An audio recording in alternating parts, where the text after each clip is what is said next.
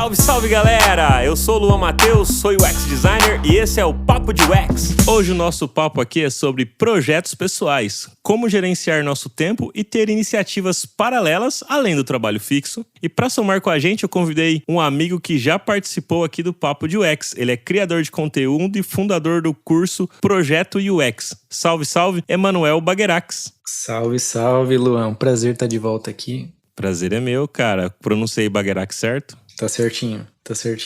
Nota 10. Que bom, porque eu sempre fico na dúvida, né? Porque sobrenome é uma questão, assim, né? Ou até o próprio nome, né? A gente até nos bastidores aqui tava comentando sobre o meu amigo lá, o David Art, né? Que escreve David, mas tem gente que pode ler pensando que é Davi, e o D no final pode ser mudo, né?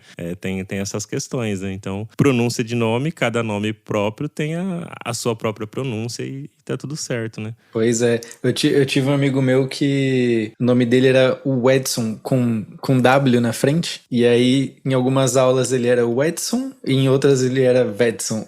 Então, era bem engraçado, porque cada professor escolhia a maneira que ia chamar o menino. Tem o Wilson também, né? Que é com W. As pessoas podem chamar Wilson ou Wilson, né? Aí vai de você corrigir ou aceitar, né? O seu nome como te batizaram ou como as pessoas resolveram te chamar. E mesmo assim, cara, porque a minha esposa, ela chama Ann Nesley. Uhum. E aí, olha só que loucura, no nosso casamento, quem fez a cerimônia foi o meu sogro, que é pai dela, que ele é pastor. E aí ele que fez a nossa cerimônia, e na hora dele pronunciar o nome dela, ele falou Ann Nesley, que o próprio pai falou o nome da filha. Aí tipo, ela até olhou pra mim assim, eu falei, eu dei risada, sabe? É o nervosismo. Pode ser, né? Pode ser que ficou nervoso ali, porque eu nunca ouvi ele falar daquele jeito, e depois eu nunca ouvi de novo. Foi na única vez que ele falou Ann Nesley. E tipo, tem gente que chama ela de Ann Nesley porque não sabe como é a pronúncia, né? Mas a pronúncia do nome dela é Ann Nesley. E se não tem um acentinho ali, já era, né? Você não sabe como pronunciar. Vamos pôr a culpa na pressão ali. A culpa na pressão. E galera, eu tenho uma outra novidade super legal pra vocês. Pra quem quer aprender UX Design com lideranças de grandes empresas como Nubank, EdTech, Boa Vista e descobrir na prática erros e acertos dessas grandes empresas digitais, então você tem que conhecer agora a Terra, que é uma escola referência em educação no mercado digital e que já foi reconhecida pelo World Economic Forum e pelo Google for Startups por sua metodologia, inovação educacional e impacto positivo na vida das pessoas. Aproveita o incentivo que eles estão dando para todo mundo que está ouvindo aqui de R$ 714 e você vai conseguir aprender com as melhores práticas e metodologias de UX Design do mercado.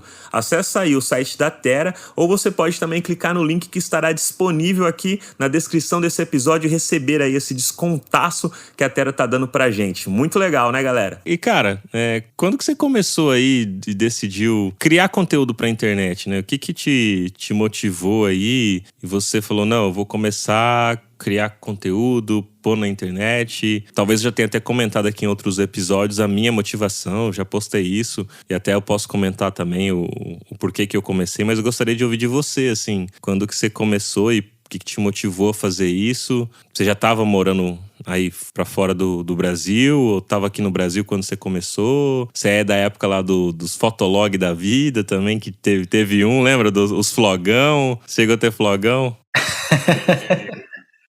O flogão, putz.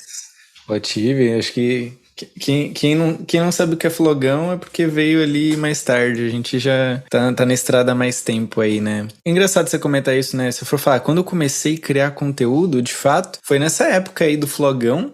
Mas obviamente não era sobre design. Eu cheguei a ter um blog de games, chamava Checkpoint. E na época, eu era aquela pessoa fuçona e tal. Eu mexia no Dreamweaver, no WordPress, quando eu nem tinha os plugins tipo Elementor pra facilitar, sabe? Você tinha que fazer tudo na unha. Aí eu tive o blog que eu montei lá e comecei a criar conteúdo. Se eu for falar, a primeira vez que eu criei conteúdo foi quando eu tinha uns 14 anos ali, 13 anos que eu tive esse blog. Participava de comunidades online, então eu sempre curti muito a blogueiragem, né? Mas também tive um flogão. E aí, assim, isso ficou meio adormecido, eu acho. Acabou que a vida me consumiu, né? A gente começa a fazer faculdade, trabalhar e tudo mais. Então, o blog morreu depois de um tempo. Mas em relação a criar conteúdo, né, de design, de UX, foi em 2019. Então... Bom, foi antes da pandemia, né? E eu queria, assim, eu tava aqui já fora, né? Tô aqui na Lituânia, pra quem não conhece, é um país na região do Mar Báltico, ali perto da Polônia, perto da Estônia. Mas eu tava aqui e, assim, são várias coisas, né, que me levaram a criar o conteúdo. Foi porque, assim, tava meio que isolado aqui, precisando fazer networking. E fiz algum networking com a galera aqui. Mas também, assim, tem um limite, né? País pequeno e tal, eu não falo idioma, quer dizer, na época eu não falava nada, hoje eu tenho uma sobrevivência mínima no idioma. Mas não dá pra trocar ideia de design, né? Então, até hoje eu não consigo trocar ideia de design. E aí eu queria me conectar mais, eu tava aquele amigo chato que virava pra todos os meus amigos que ainda estavam no design gráfico e ficava, pô, vem pro UX, cara. Vem que é sucesso, sabe? No design gráfico, pô... Né, a carreira tá mais decadente, não decadente, mas tá assim, em declínio, né? Então eu ficava nessa e aí, tipo assim, pô, as pessoas se encheu de ouvir eu querer falar sobre UX, né? E aí eu resolvi começar a postar no meu perfil pessoal, na verdade. Eu comecei a postar, não nessa conta que eu tenho hoje, que é o @emanual.criativo, eu criava na minha conta pessoal. E, assim, já posso deixar até como uma dica, não faça isso, porque eu ferrei tudo, né? Eu perdi minha conta pessoal e, eventualmente, eu parei de postar naquela conta, né? Então, agora virou uma conta zumbi ali, que tem um monte de estranho, um monte de família e... sabe, não acontece nada. E aí eu comecei a criar conteúdo por causa disso, assim, porque eu queria me conectar, eu queria poder falar sobre UX, e aí nessa época eu criava em inglês, porque meu objetivo era mais se conectar, era assim, um gatilho que me deu pra criar conteúdo foi ter visto um post ou um vídeo, se não me engano, do Ren Siegel, que é o cara que tem um canal no YouTube chamado Flux. E aí, nesse post ou vídeo, não lembro bem, ele falava algumas maneiras de você atrair clientes. Eu falei, pô, eu queria começar a pegar mais freela, sabe? Pegar a freela com estratégia, sabe, com direção. Antes vinha o freela porque eu conhecia alguém e tudo mais. E ele comentou, você criar conteúdo nas redes sociais é uma maneira de atrair clientes. Aí juntou tudo, sabe? Aí eu comecei a criar, me conectei com várias pessoas. Eu acho que, inclusive, quando a gente começou a conversar, né, Luan? Eu tava naquela conta ainda. Eu me conectei com algumas outras pessoas aqui do Brasil, né? Aí do Brasil.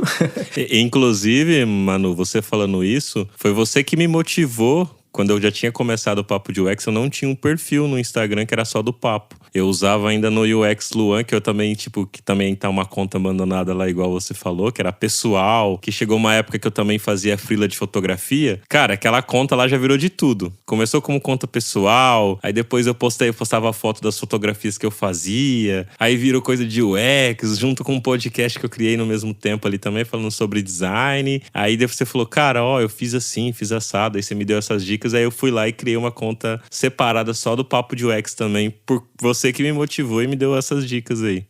Porque eu sofri disso, né? Sofri no sentido de que eu entendi que não funcionou e que as chances de funcionar, né, elas são mais mínimas, né? Eu acho que é que nem a gente parar pra pensar assim, imagina um canal de TV que você liga naquele canal e você assiste determinados programas, né? Aí do nada, assim, vem um programa totalmente nada a ver do que você estava assistindo. Sei lá, você assiste o Globo, gosta do esporte, aí você tá no Sport TV, aparece o Ratinho. Meu, você vai achar estranho, porque não faz, né, não se conecta ali com o que você estava assistindo. Então, no final, as redes sociais, elas têm muita semelhança, tô esquecendo o português já. Tem muita semelhança com canais de TV, porque no final das contas é entretenimento também, né? E aí, se você, né, muda da fotografia, aí você põe foto da sua família, né? Aí você daqui a pouco fala sobre design. Então, a audiência, né, que são as pessoas que nos seguem, acaba ficando um pouco confusa, né?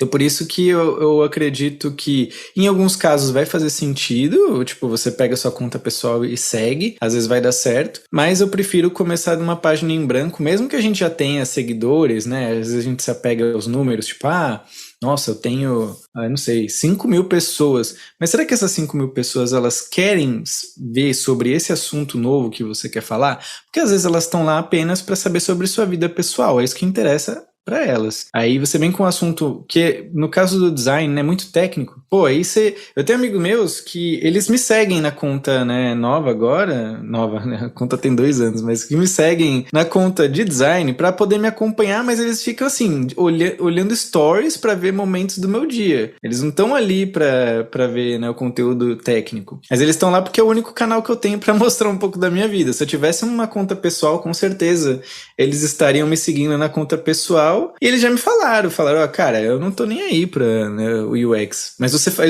fala bem, então eu acompanho, mas eu quero ver mesmo os bastidores ali. Sim, bacana, cara. Isso aí que você comentou é legal mesmo, porque muitas pessoas até que seguem pra ver a questão de design também gostam dos bastidores, né? Eles gostam de estar vendo como que você cria esse conteúdo, como que é a sua linha de raciocínio pra chegar naquele post que você fez, né? Então, isso é bacana. E você teve, assim, desafios nesse começo, além dessa questão da conta ali, de ter virado uma bagunça, né? De ter muitas pessoas. Como que foi o outro desafio que você lidou ali nesse começo de fazer esses conteúdos, né? Porque você trabalhava como CLT. Então você tinha ali o seu trabalho de CLT, mais o trabalho de criar conteúdo pra internet. 2 trabalhos, né? 2 trabalhos, né? Tipo, quase igual o pai do Chris. E como que você lidava com essa situação ou outras situações que você tinha ali? Não, é de fato 2 trabalhos e eu acho que, assim, quando eu comecei eu não tinha tanta noção das possibilidades, né, de você expor seu trabalho na internet. Eu sabia muito da parte ruim, né, que é a crítica, que é os trolls da internet ali que fica querendo te trollar, mas hoje, olhando, né, claro, eu consigo ter um olhar mais analítico do que eu fiz. Mas na época eu estava só fazendo e acho que o grande desafio era eu não saber o que eu estava fazendo. Eu estava só ali meio que dando as primeiras braçadas, né? Acho que você também deve ter sentido assim no começo, que no final das contas eu estava postando ali e tudo mais, eu tinha essa ideia de que eu vou atrair cliente, só que o que eu estava fazendo, eu não estava, o conteúdo que eu produzia não estava direcionado para trazer cliente. Esse era o grande ponto. Então acho que a grande dificuldade de eu iniciar foi saber estrategicamente o que fazer. Eu não sabia o que eu precisava fazer para chegar no meu objetivo. E você ter esse objetivo, claro, vai sempre te ajudar a ter, vamos dizer, entre aspas, resultados melhores, né? Porque o resultado, né? O sucesso é diferente para todo mundo. Então, eu acho que não tem uma obrigação de você ter um objetivo, de você ter, né, ali saber o que é sucesso para você, porque para mim foi muito autodescoberta, né? E aí eu fui entendendo que eu gostava muito de compartilhar com as pessoas, de ensinar, mais do que de atrair os clientes e fazer o serviço de cliente. E eu falei, então eu quero, na verdade, eu vou mudar meu foco. Agora eu quero ensinar as outras pessoas o que eu sei, quero compartilhar meu conhecimento nesse nível, não no nível de, eu vou compartilhar para buscar novos clientes, né? Isso é super válido e tem um monte de gente fazendo. Mas eu segui outro caminho. Então, eu acho que o grande desafio é você saber para onde ir, porque ainda é um mercado pouco explorado, né? Hoje a gente tem um negócio que chama economia dos criadores, né? Em inglês é Creators Economy. Então, tá se montando meio que uma nova profissão, que é ser criador de conteúdo. Mas ainda é uma coisa assim de... quando que a internet foi inventada? Não faz muito tempo, né? E você poder se comunicar na internet nesse nível que a gente tem hoje é muito recente, né? A Web 3.0, hoje a gente já tá falando de Web 4 e tudo mais. Então, com o metaverso e todo o negócio do AR, do VR. Então, assim, eu acho que ainda é um espaço que falta A gente tava falando isso no começo, né? Antes da gente começar aqui a gravação, né? Faltam modelos pra gente seguir. né, nesse sentido, mais autônomo. Acho que tem muitos modelos já estabelecidos de carreira mais tradicional, né? Tipo, você arruma um trabalho como designer, aí você segue aquela ladeirinha ali, né? De você evolui de júnior para pleno, parece um Pokémon, né? Aí você vai júnior pleno, pleno sênior, e aí talvez você vire um lead, talvez você siga a carreira de gerenciamento de pessoas, ou você pode ser um especialista, né? E por aí vai. Só que quando você olha pro lado assim, tá, eu quero ser freelancer, ou eu quero ser autônomo, quais são as alternativas? Aí é difícil, né? É difícil a gente ter modelos de como seguir esse caminho, né?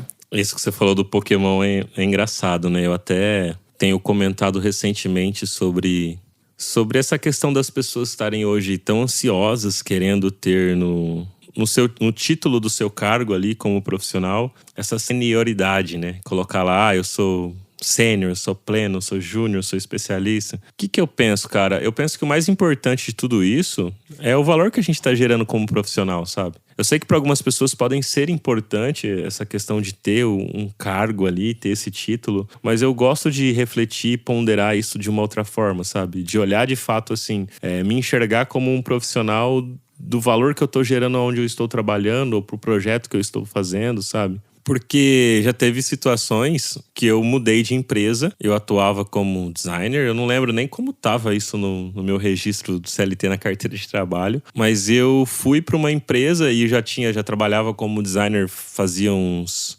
5 anos, mais ou menos, que eu já atuava como designer, e eu fui para uma empresa para ser programador trainee, sabe? Tipo, e eu nem fui programar de fato, eu tava fazendo um pouco de front, mas fui como designer pra empresa, sabe? E tava como trainee, e não me importei com estar como trainee, porque eu fui pra ganhar mais. Então eu fui pra ganhar mais, só que como trainee, mas o cargo era diferente, e eu não me importava com o cargo. Parece que antigamente as pessoas não tinham essa pira com relação ao cargo que hoje parece que o pessoal tenha com relação a isso.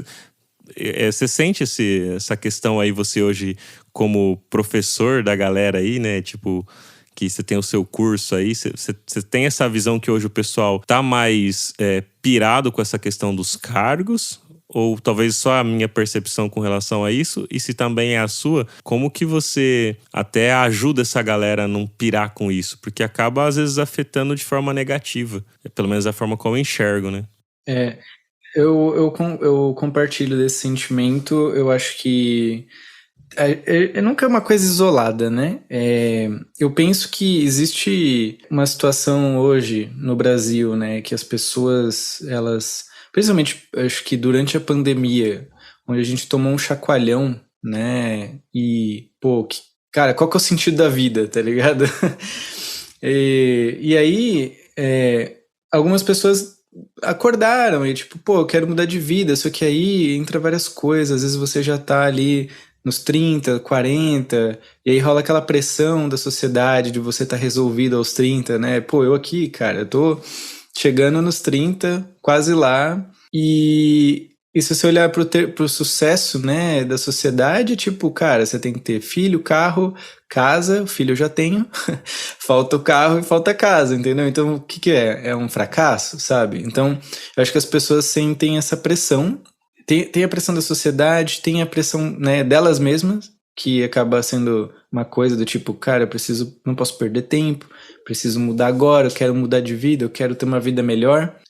Pelo que eu converso com as pessoas, vários relatos do tipo, eu tô cansado, sabe, da vida de coletar migalha, e a pessoa vê, né, no nosso caso aqui, no UX design, a chance dela, sabe, mudar a vida dela, mudar a história da família dela, muitas vezes, né, do tipo, às vezes você vem de uma família que não teve muitas condições, às vezes você vai ser a primeira pessoa a ter faculdade, sabe? Então, são várias coisas. E eu acho que tem o papel da própria rede social de exacerbar, palavra difícil, toda a comparação e aquele sentimento de FOMO, né, que é o Fear of Missing Out, de você estar se sentindo para trás. Então, assim, ninguém tem imune, né? Eu não eu sinto isso em várias áreas da vida. Imagino que, né, você, Luan, também sinta em alguma área de você abrir, sabe, o seu LinkedIn, né, no caso profissional, abre seu LinkedIn ou até mesmo Instagram, e aí você vê, pô, fulano compartilhou o famoso, o tão esperado sim. Fulano ganhou promoção, fulano fez um curso. E isso, querendo ou não, ajuda na ansiedade que a pessoa vai sentir, né? Para ela conseguir o sim dela, para ela conseguir a promoção dela. E aí eu acho que rola isso, sabe? De você ver as pessoas sendo promovidas, rolam uns casos meio Benjamin Button, que a pessoa começa, passa 3 meses, já muda o cargo lá para pleno, aí passa 1 ano, já tá sênior, mas o cargo do LinkedIn e no papel, eu super concordo contigo, Lan. Tipo, pra mim não vale nada. Nada porque, cara, cada empresa avalia de um jeito.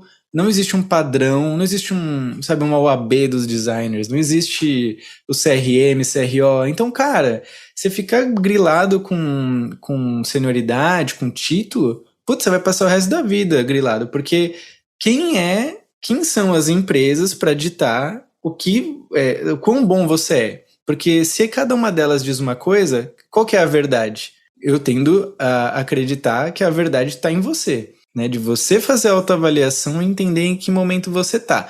E senioridade é relativa, né? Porque você pode comparar a senioridade entre certos profissionais e aí você vai se sentir mais júnior, né? Se eu olhar, por exemplo, o Dani, do UX Now, eu me sinto júnior perto do Dani. Mas talvez perto dos meus alunos, eu sou super sênior. Então eu também acho que é muito relativo isso. A gente precisa ter cuidado quando a gente, né, olha os cargos. Cara, muito legal isso aí que você comentou a respeito desse questionamento, né, que eu fiz. Só que aí, por conta disso que você falou sobre essa questão da pressão e a gente comentando aqui sobre criação de conteúdo, você acha que às vezes, por a gente falar sobre criação de conteúdo, a gente criar conteúdo, talvez...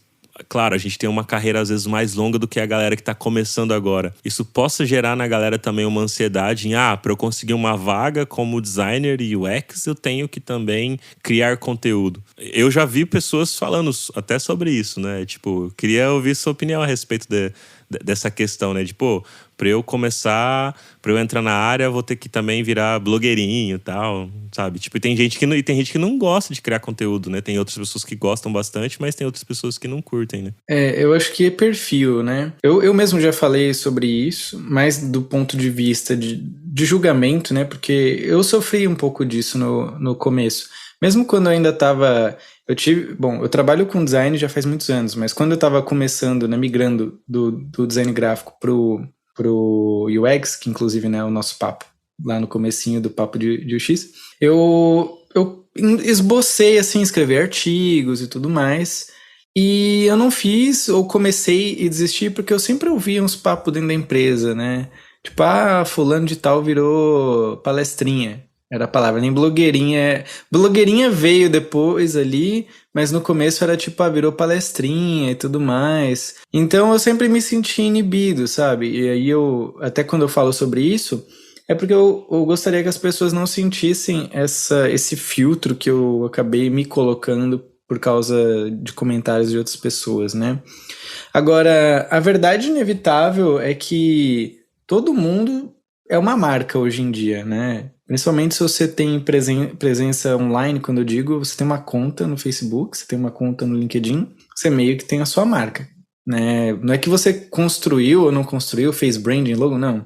Mas é porque as pessoas têm uma noção, né, sobre quem você é. Então, você pode fazer isso propositalmente, como a gente faz, né? Ou você pode fazer isso não fazendo, né? Na verdade, que é só você viver sua vida, postar o que você quer e a vida segue, né? Então as pessoas vão ter uma opinião sobre você, independente ou não de você colocar sua opinião na internet. Eu acho que isso é inevitável. E aí a gente chega no ponto de que quem produz conteúdo, consequentemente, vai ser mais visto, por causa de como funcionam as redes sociais, né? Elas potencializam o que antes seria a pessoa, o palestrinha, né? Que é a pessoa que dá palestra, que faz visita em empresa, né? Isso... Cara, assim, a rede social só remontou uma mecânica que meio que já existia, só que ela deixou mais democrática.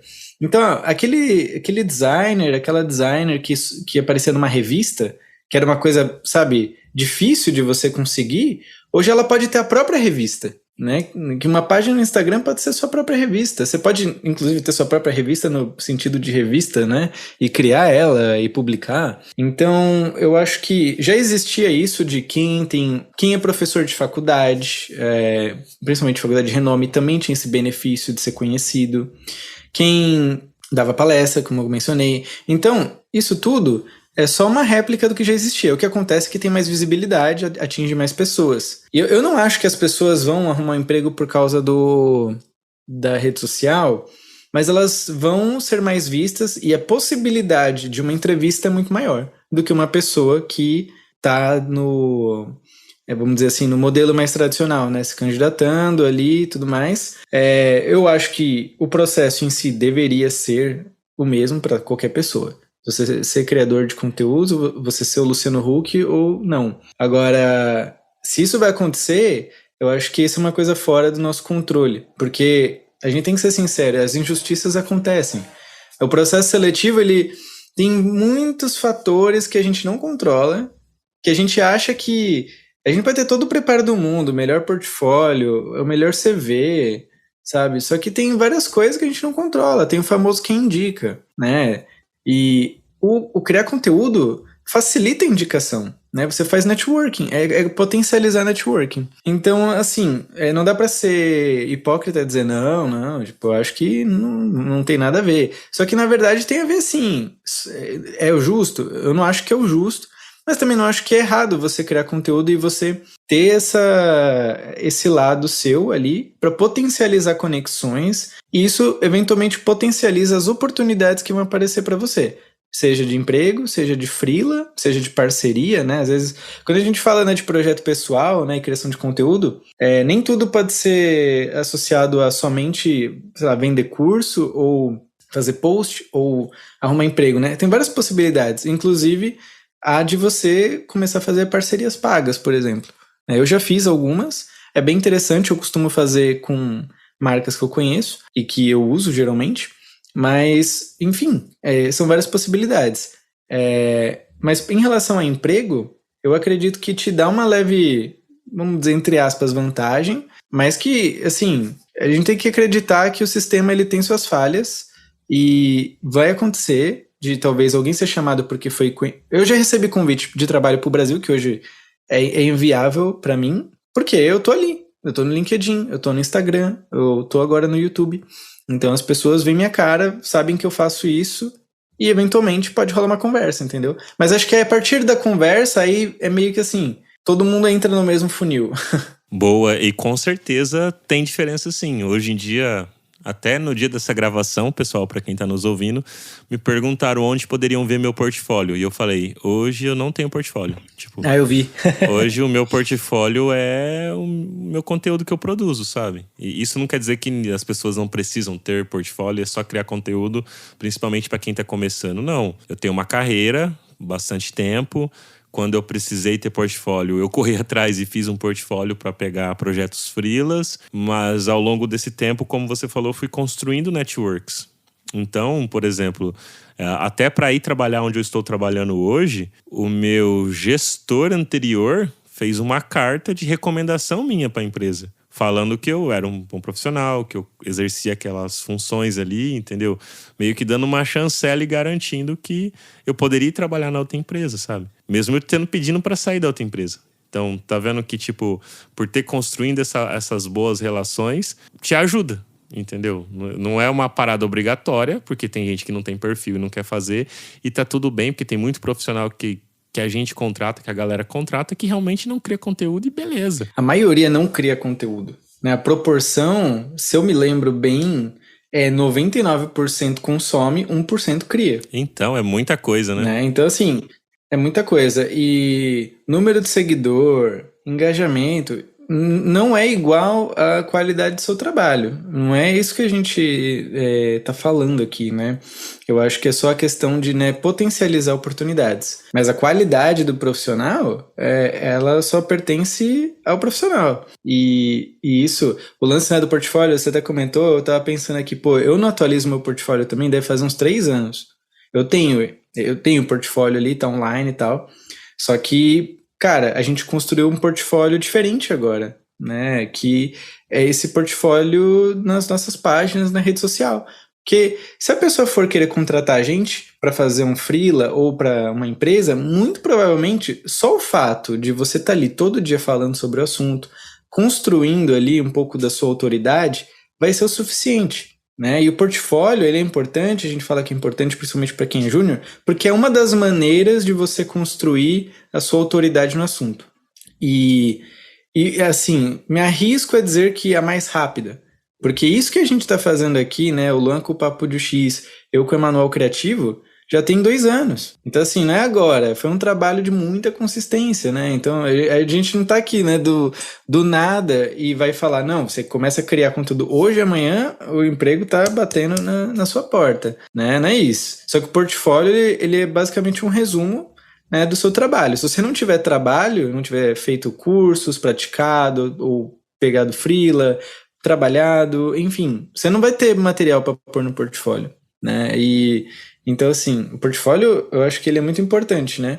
Mas tem várias maneiras de a gente construir ele hoje. Sim, com certeza. E acaba que o portfólio, para quem tá começando agora como profissional, é mais rápido que ficar 2 anos criando conteúdo para depois pode ser que aconteça uma oportunidade boa. Então, eu acho que para quem tem um pouco mais de pressa, o portfólio acaba sendo mais rápido, né? Não dá pra gente garantir resultado em ambos, né?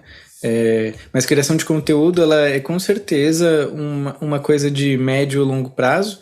Claro, a gente consegue colher frutos, assim, de início. Eu acho que o maior dos frutos é você aprender mais. Porque quando você ensina, você aprende muito. Eu não lembro, tem aquela pirâmide de Maslow, acho que é Maslow o nome do cara, que ele vai falando as maneiras como você retém mais informação, né? E ensinar é uma das que retém mais. Então, além de tudo, é que você se autodesenvolve mais. Então, só disso já vale a pena. Se você está no início de carreira, de qualquer área, né? Não só de UX, mas qualquer área, que você começa a criar conteúdo, você se força a ler mais, a se inteirar mais, a poder explicar para alguém de uma maneira com o seu ponto de vista, né? Tipo, acaba aquela era do Wikipedia, né? Que você copia e colava alguma coisa. Se você fizer isso, seu conteúdo provavelmente não vai engajar com as pessoas. As pessoas gostam de coisas que tem um toque pessoal ali, né, seu. Então, além de tudo, você se desenvolve mais criando conteúdo, você acaba estudando forçadamente, querendo ou não, né, a gente continua estudando o tempo todo para poder trazer conteúdo para as pessoas. Então, além de todos os benefícios de carreira, monetários, tem esse benefício de autodesenvolvimento. Você comentou aí agora sobre a questão de continuar estudando, inclusive para trazer conteúdo. Como que você cria aí essas estratégias, tanto para criar os conteúdos que você faz, quanto para gerenciar o tempo para criar esses conteúdos e ter tempo também para o seu filho, que é o Oliver, a tua família, que é a sua esposa aí, sei lá, às vezes sair com os amigos. Como é que você faz isso, Manu? Porque eu sempre vejo, cara, você tá sempre fazendo stories. Eu vi que agora você fez os bonequinhos, né, do azulzinho assim, ficou mó legal de massinha. Não sei que material que você usou, mas ficou muito legal. Mó legal lá, tipo, pra quem não tá vendo, que tá só ouvindo, ele tá mostrando aqui pra mim na câmera. Cara, ficou muito da hora. Eu acho que em breve o Manu vai lançar uma lojinha aí desses bonequinhos, porque eles são da hora, cara. São bem legais. Se vocês quiserem, me mandem mensagem, fala, quero bonequinho pra eu saber se eu invisto nessa outra carreira de escultor. Não, ficou da hora. Você podia faz um do Papo de UX, ó, ali, ó. Pô, aí, ó, vamos, da hora. Vamos conversar aí. Dá interessante. Então, como eu faço isso? Bom, eu acho que a gente tem que primeiro voltar um pouco. Como eu fazia isso trabalhando, era com certeza bem mais difícil, mas eu acho que o grande ponto é a gente tem que se organizar para conseguir não ficar sobrecarregado ao extremo e, tipo, ter um burnout aí da vida. O que eu fazia era... Eu sabia que eu tinha pouco tempo, né? Porque trabalhava o dia inteiro e aí chegava em casa, aí, bom, vem o meu filho e tal, aí você vai jantar, vai tomar banho, basicamente o dia acabou, né? Então o que eu fazia era, eu não posso deixar para criar depois, eu tenho que criar antes de trabalhar. Aí eu comecei a acordar cedo, e eu sei que aí cada 1 hora, cheguei até a acordar assim 2 horas mais cedo, E eu fazia nessas 2 horas que eu, entre aspas, cavei no meu dia, né? Eu fazia as coisas ali. Então, o Emanual Criativo nasceu dessas 2 horas, sabe? Eventualmente, entrou a pandemia, a gente começou a trabalhar remoto, aí eu comecei a ganhar um pouco mais de tempo. E se você reparar, o boom de criadores de conteúdo aconteceu mesmo em 2020, quando a gente ganhou tempo, né? Não podia sair, não podia fazer nada, né? Você só podia sobreviver, né? Nem viver, você só podia sobreviver. Então surgiu mais tempo. Aí ficou mais flexível e eu conseguia, sabe, fazer um pouco de manhã, aí dava conta das demandas do trabalho, aí sobrava um tempo fazia mais alguma coisa e por aí ia. Então, assim, isso vai muito da sua rotina, entender onde você consegue achar um espaço de tempo. E eu digo, eu fiz 1 hora extra no meu dia, mas às vezes com meia hora eu criava algo, né? Não um post super complexo, tá? Mas você começa a criar, você começa a entender como é que funciona o processo de criação, né? Entendendo o seu próprio processo, que nem hoje eu tenho ali meu passo a passo, tipo, eu não vou pegar um post, abrir o Figma e fazer. Eu começo ali anotando algumas ideias soltas no papel, eu faço um esbocinho no papel, eu vou depois pro digital, e aí eu já tenho meus templates e tal, então assim, a hora de pensar acontece na física, e na hora de executar, aí sim eu vou pro digital, que é o que a gente faz também, né, no processo de UX. E assim, hoje, com certeza, né, hoje eu tô full time nisso, e só que assim, hoje eu tenho mais coisas também, não é só criar conteúdo, né, eu tenho o meu curso, então meus alunos, então a gente tem as mentorias, eu tenho que corrigir exercício, né, avaliar projeto, tem as mentorias individuais que eu também ofereço. Então, vai juntando tudo isso, mais a criação de conteúdo, e assim, é um negócio depois, virou um negócio. Então, você tem que ficar lá fazendo a parte contábil, essa parte chata, né, que às vezes a gente não quer fazer, mas tem que fazer. Tem as parcerias, sabe, conversar com as pessoas, fazer o network. Assim, é uma coisa que me dá muito prazer, porque eu acho que eu sempre fui uma pessoa multipotência, né? Apesar de que eu acho que todo mundo é um pouco multipotência, na essência, pra pensar ninguém assim, você pode ser bom em design, mas às vezes você curte tocar música, né? Que nem você curte, né, Luan? Então assim, a gente sempre tem algumas coisas que a gente gosta, né? Aí que a gente domina. Então assim, é uma coisa que acho que eu consigo continuar e ter assim essa motivação, apesar, né, de eu ter muita coisa para fazer ao mesmo tempo e conciliar isso com família, né, com lazer, é porque eu gosto. E acho que conforme você faz, você entende se você gosta ou não. Então, para quem quer começar a criar conteúdo, você tem que começar a criar para entender se é para você ou não. Às vezes é só um medo. Às vezes a gente fala, pô, não é para mim, né? Mas é só um medo de criar. E assim, hoje, acho que a gente até já conversou isso alguma vez, mas não é que todo dia eu tenho, né, aquela rotina 100% estabelecida, eu tenho uma base que eu sigo, né? Mas eu tenho tentado quebrar mais ela para poder aproveitar essa liberdade que é você ser uma pessoa que empreende, de poder passar com meu filho amanhã, por exemplo. Ontem eu peguei e falei, bom, tem o dia mais livre, então de manhã a gente vai ficar junto, vamos brincar, vamos fazer algumas atividades, e à tarde eu vou trabalhar. Né? Essa liberdade, infelizmente, eu não tinha no CLT. Aqui não chama CLT, mas é o modelo, né? Então, assim, a gente tem que parar para poder definir, né, a nossa rotina, porque senão continua igual ao CLT.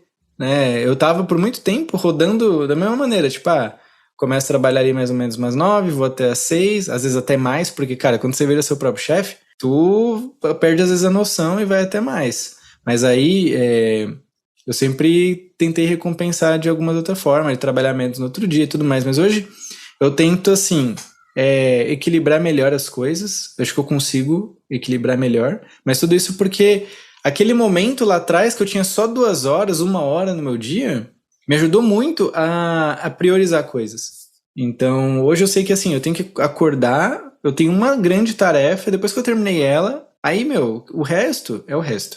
Então, se eu fizer ela, se eu não fizer, elas talvez podem ir pro dia seguinte. Então, geralmente, a tarefa do dia é aquela que não é muito importante ou ela tem uma data, né, para ser entregue. Então, um projeto que nem agora eu estou desenvolvendo um novo curso, um curso de Figma. Então, claro, tem um deadline que eu quero seguir, mas ele é um deadline flexível. Então, eu não vou, como é que fala, gastar minha saúde, né, física e mental para cumprir um deadline que eu sei que eu posso mover um pouco, sabe? Agora tem coisas que não, às vezes eu tenho um compromisso com a pessoa, e esse compromisso, tipo hoje, né? Tinha compromisso contigo, estou aqui, e é isso. Mas eu acho que o grande ponto é a gente tem que se organizar e achar como que é a melhor organização pra gente, para poder conseguir conciliar o trabalho com os projetos paralelos. Pô, bacana. E eu já ouvi muitas pessoas falarem assim, de quando você quer fazer uma migração de trampo, que no seu caso você fez isso, uma migração agora, né? Tipo, você era CLT ali, você tinha um contrato de trabalho fixo com uma empresa, você migrou para agora trabalhar só para você. Então meio que é uma migração de formato de trabalho ali. Eu sempre ouvi, né?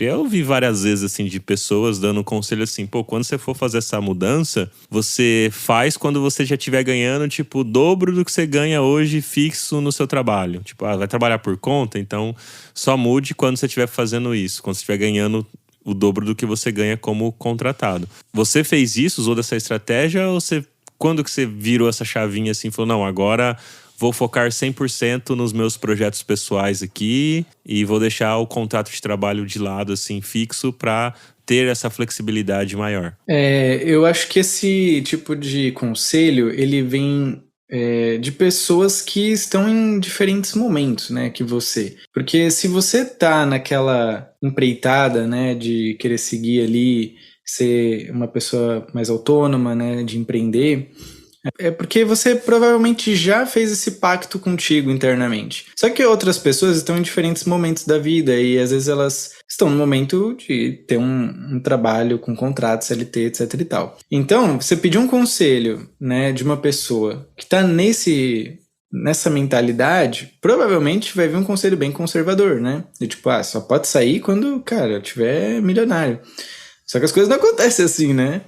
Então tem isso, assim, né? Cuidado de quem a gente pega o conselho.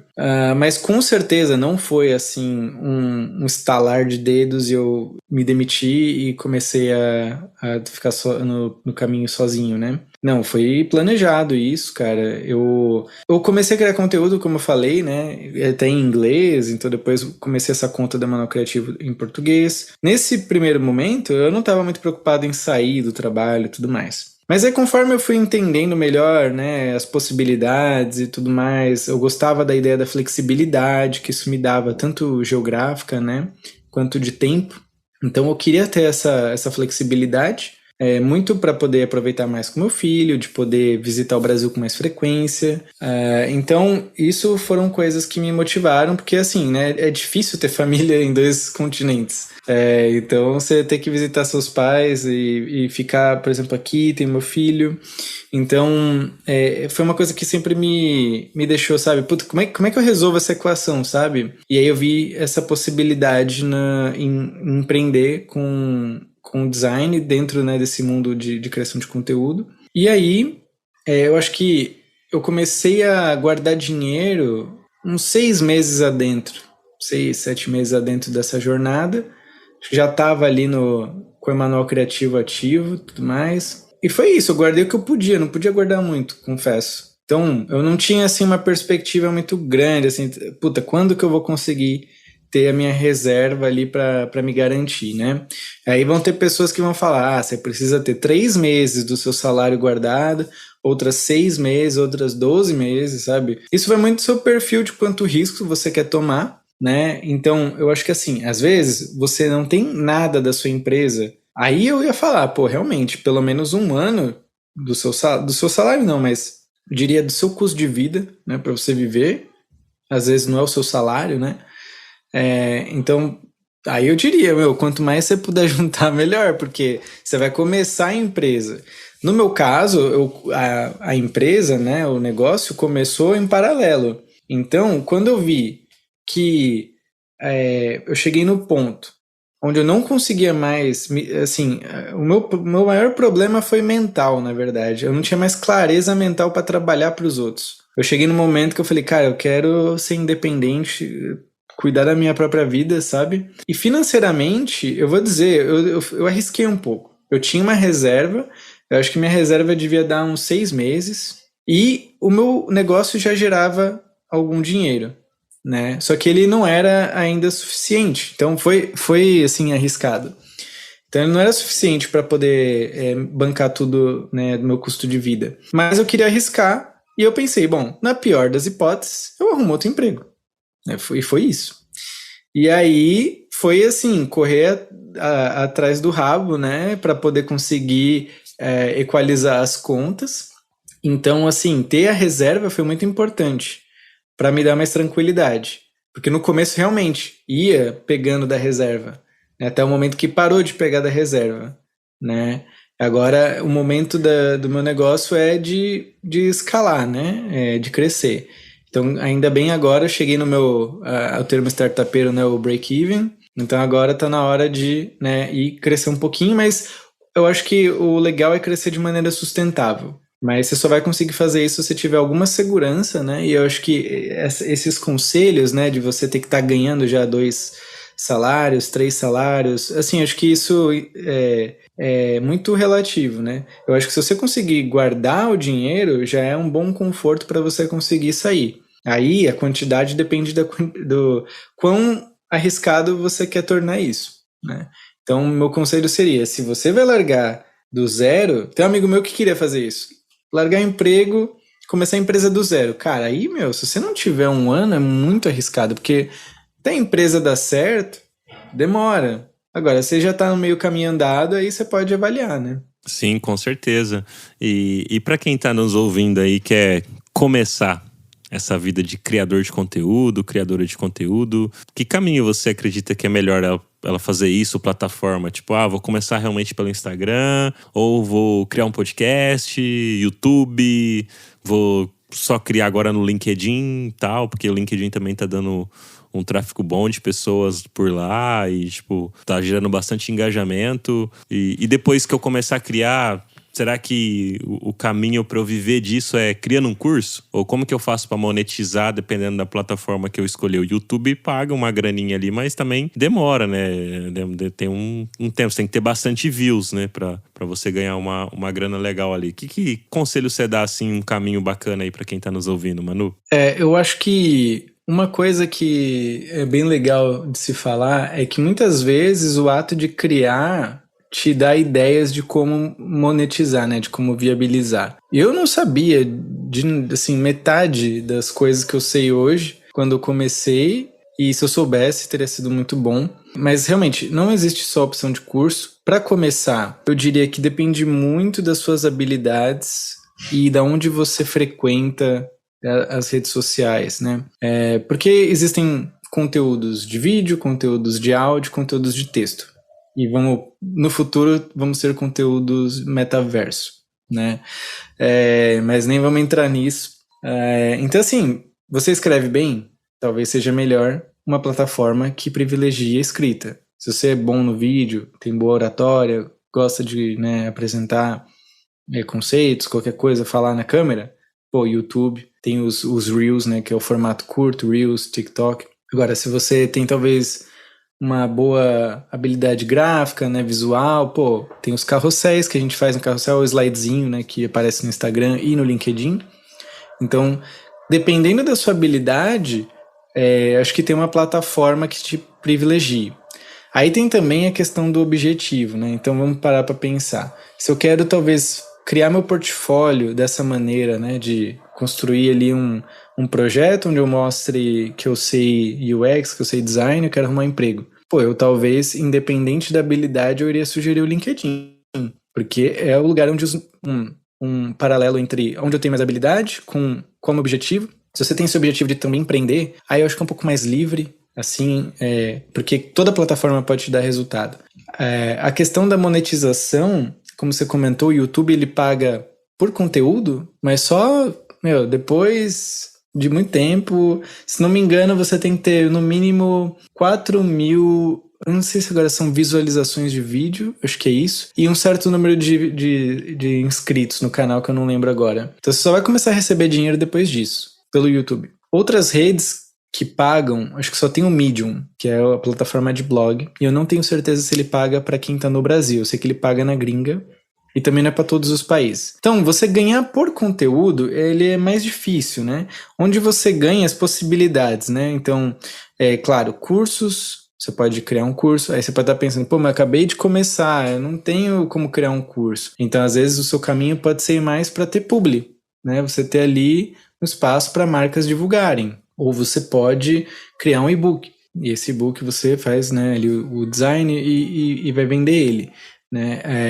Então tem mais opções, né, além de curso. Você pode criar alguma coisa por assinatura. Claro, poderia fazer, vamos dizer, uma comunidade, e aí para ter acesso a essa comunidade você paga uma assinatura, ou tem uma comunidade gratuita, mas que tem um nível pago, onde você ganha benefícios, né?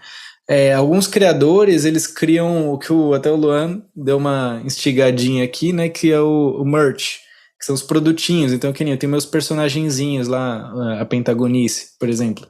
Então, sei lá, será que se eu fizer uma Pentagonice de pelúcia, a galera vai comprar? Então pode ser, entendeu? Então tem assim, questão, você vai ter como produtizar algo com certeza, mas isso vem com mais clareza ao você começar. É muito difícil você começar já com uma ideia clara de produto, até porque se você usar bem assim o UX Research ali, né, a pesquisa, você vai ter uma audiência, as pessoas ali que têm um interesse no assunto que você está falando. Se você ouvir elas, conversar com elas, você vai entender quais são as necessidades, né, as dores delas, e aí você pode pensar em produtos para isso. Né? Se vai ser um curso que vai consertar isso, se vai ser um e-book, se vai ser uma comunidade, como que vai ser? Aí é o trabalho de você investigar, de você testar, de você prototipar, e enfim, você pode aplicar o processo de UX nisso também. Eu faço muito isso. Eu tenho até a minha arvorezinha das oportunidades lá do livro da Teresa Torres, com algumas ideias que eu quero produzir. O meu próprio curso de Figma agora veio disso, sabe? Vi a necessidade, meus alunos tinham certa dificuldade de também usar o Figma, então eu falei, bom, eu preciso ter um produto que ajude as pessoas, né, com Figma. Mas eu diria que deixa esse passo um pouquinho para depois. Acho que o passo mais importante é entender o que você gosta de fazer, olhar para o que você gosta de consumir e aí escolher, né, um canal para criar. E vou até além, tá? O Thiago do Tira do Papel, que é um perfil no Instagram, para quem não conhece, ele falava muito disso no passado, ele ajudou muita gente a começar a criar conteúdo. E uma coisa que ele falava era: cria uma oficina só para você. Essa oficina era tipo assim, um perfil fechado no Instagram, uma página no Doc, que você vai escrever ali. Você não precisa publicar de primeira, você pode só criar e decidir publicar depois. Então, se publicar, escolher a plataforma é difícil, dá um passo para trás e começa a criar aonde der, sabe? No bloco de nota, no próprio Figma ali, no Illustrator, onde você escolher, grava o vídeo, não precisa publicar o vídeo, grava o vídeo, edita o vídeo, vê se você curte o processo. Então tem essa parte também, né? Não é só começar e já, tipo, postando. Às vezes você não tá preparado para isso. Mas eu digo, também não vai te matar postar, até porque no começo ninguém vai ver.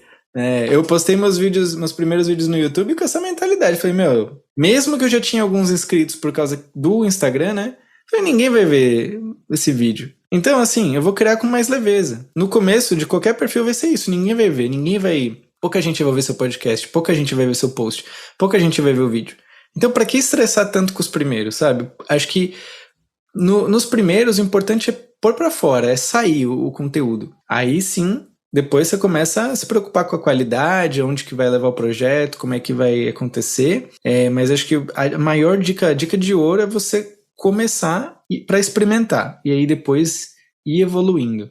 Boa, show de bola. Manu, muito obrigado aí pelo papo de hoje. Espero que a galera tenha curtido e deixa aí as suas redes sociais. A galera já te conhece, já muita gente, com certeza, mas deixa aí os endereços para quem quer comprar aí os seus cursos. Eu não sei se você tem e-book aí também, se você já produziu aí pra galera. Quem quer ter mentoria com você, às vezes individual também, como é que o pessoal faz para entrar em contato contigo e agendar essas mentorias? Fica à vontade aí. Eu vou fazer aqui o merchan, mas vocês vão me achar em qualquer rede social com @emanual.criativo e o meu site também, emanualcriativo.com. Então lá tem tudo que você precisa saber sobre meus produtos, serviços, sobre meus canais, onde você pode aprender com conteúdo 100% gratuito, assim como aqui, né, o conteúdo com o Luan. Então é só procurar por Emanuel Criativo nas redes, você vai me achar com certeza, e fica à vontade para mandar uma mensagem aí se você ouviu esse episódio aqui até o final, a gente vai saber. Vamos combinar um emoji, Luan, para as pessoas mandarem pra gente saber que elas chegaram até o final. Opa, vamos, manda o quê? Manda... Aquele emoji com as estrelinhas no olho. Isso, manda o emoji com estrelinha no olho pra gente, seja no Instagram, no LinkedIn, pra gente saber que você ouviu até o final. Boa, isso aí. Cara, Manu, muito obrigado a todo mundo também que tá ouvindo aqui a gente até o final deste episódio. E já sabe, nosso e-book gratuito sobre as 10 heurísticas de Nielsen, é só clicar no link da bio do nosso Instagram. E para quem gosta desse projeto aqui do Papo de UX e quer contribuir de alguma forma, manda uma grana aí para nós, de qualquer valor, para pix@papodeux.com.br. Pode ser qualquer valor, gente, o que você puder aí contribuir, ficarei grato demais. E para quem quer assistir além de me ouvir, tem o canal nosso no YouTube do Semiose Podcast, que é um projeto que eu faço com o David Art, que a gente tá levando várias pessoas legais lá para bater um papo, não só sobre design, mas também sobre a vida, o que gosta de fazer, o que não gosta de fazer e tudo mais. E se você quiser ouvir mais assuntos sobre projetos pessoais ou de qualquer coisa dentro desse universo de design, de experiência do usuário, é só mandar uma mensagem, encher o meu saco lá no Instagram, que é o Papo de UX. Manda também os nomes de pessoas que você gostaria que eu trocasse ideia aqui no Papo de UX. É isso aí, valeu e até o próximo episódio.